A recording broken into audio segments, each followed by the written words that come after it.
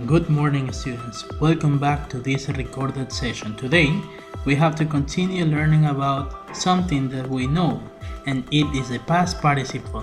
But now, we have to learn something about the present perfect. Okay, the present perfect, kids, is very important.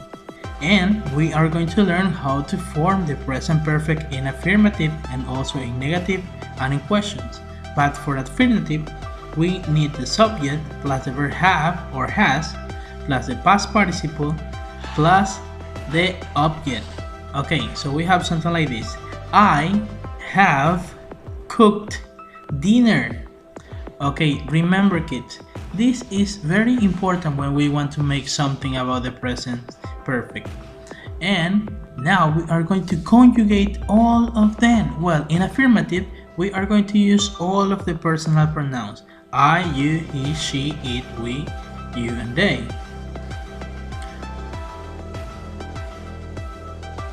And we haven't. Remember, firstly, the personal pronoun or the noun plus the verb have plus the past participle of the verb and the complement or the object.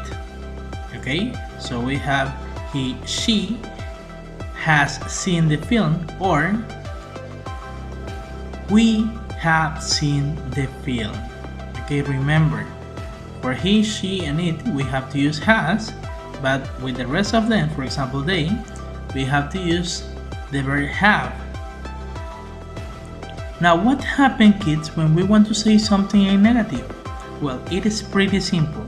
We just need the subject plus the verb have plus not plus the past participle of the verb and finally the object. It's as simple as that, my dears. Okay, we have John has not fixed the sink. Now we are going to conjugate them. And as I was telling you, it is pretty simple. We have the verb have not seen this month. For example, I have not seen the film. You have not seen the film. He or she has not seen the film. We have not seen the film. And they have not seen the film. Well, kids, present perfect is very important, my dears. Why? Because in this moment, we are going to learn how to contract the negative form with the auxiliary have. So in this case, we have to use have not, that is haven't, or has not, that it is hasn't. We are going to learn and we're going to see how all of the verbs are transforming. So meanwhile you see that, let me explain you this. The present perfect is very important because it tells us about experiences, sobre experiencias que hemos vivido, and then are important for now. Y entonces son importantes para nosotros ahora también. For example, you can say, oh, I have learned how to play piano, right? Es algo que han aprendido y que no han olvidado. And then we continue. What happened with the other parts? What happened with the interrogative or the questions? Well, in that case, we have to use the auxiliary first, have or has, then the subject, then the past participle of the verb, then the object or the complement, and finally the question mark, kids. Okay, don't forget about the question mark. For example, have you visited New York? Okay, have you visited New York? Remember the question mark. Always we have to change and we have to put the auxiliary at the first time, right? So you can see there.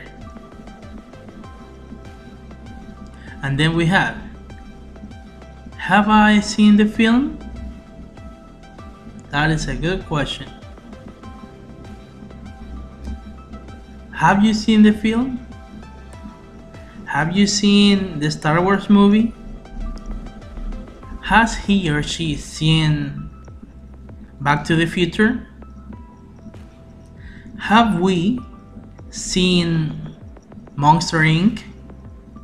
Or have they seen John Wick? For example, that, my dears. Okay, now we are going to see something about the present perfect in real life. Okay, so we are going to discover it with this. Okay, so these are some videos that I need to use here. Okay, look at this. It's warm. I haven't been here during the daylight. It's warm. Commerce has returned to the market. Commerce has returned to the market. And I have to say thank you, my dears. Goodbye.